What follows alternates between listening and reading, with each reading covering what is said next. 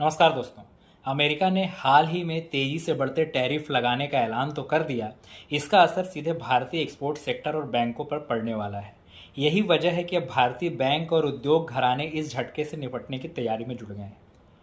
किसे होगा सबसे ज़्यादा असर? सबसे पहले टेक्सटाइल और गारमेंट सेक्टर, जो बड़े पैमाने पर अमेरिका को सप्लाई करते हैं। श्रिम्प यानी झींगा एक्सपोर्टर्स, जो भारत से अमेरिका के लिए सबसे बड़ी मछली निर्यात श्रेणी है। जेम्स और ज्वेलरी इंडस्ट्री, जहां पहले से ही मांग दबाव में है।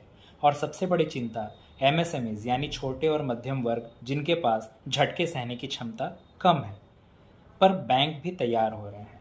बैंकों ने एक्सपोर्ट क्रेडिट और वर्किंग कैपिटल सपोर्ट के लिए रणनीति बनानी शुरू कर दी है।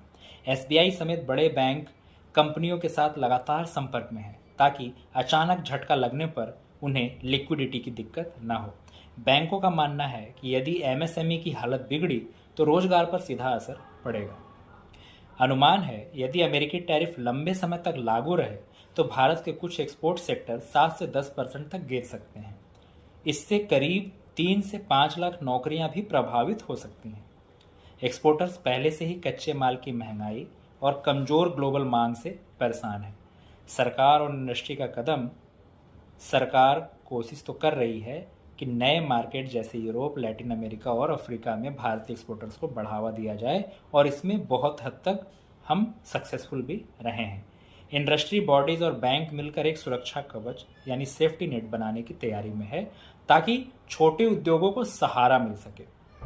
अमेरिकी टैरिफ भारत के लिए सिर्फ आर्थिक झटका नहीं, बल्कि लचीलापन और रणनीतिक तैयारी की परीक्षा है। अगर बैंक, सरकार और इंडस्ट्री साथ मिलकर काम करे तो भारत इस चुनौती को भी अवसर में बदल सकता है, और हम लोग वही कर रहे हैं।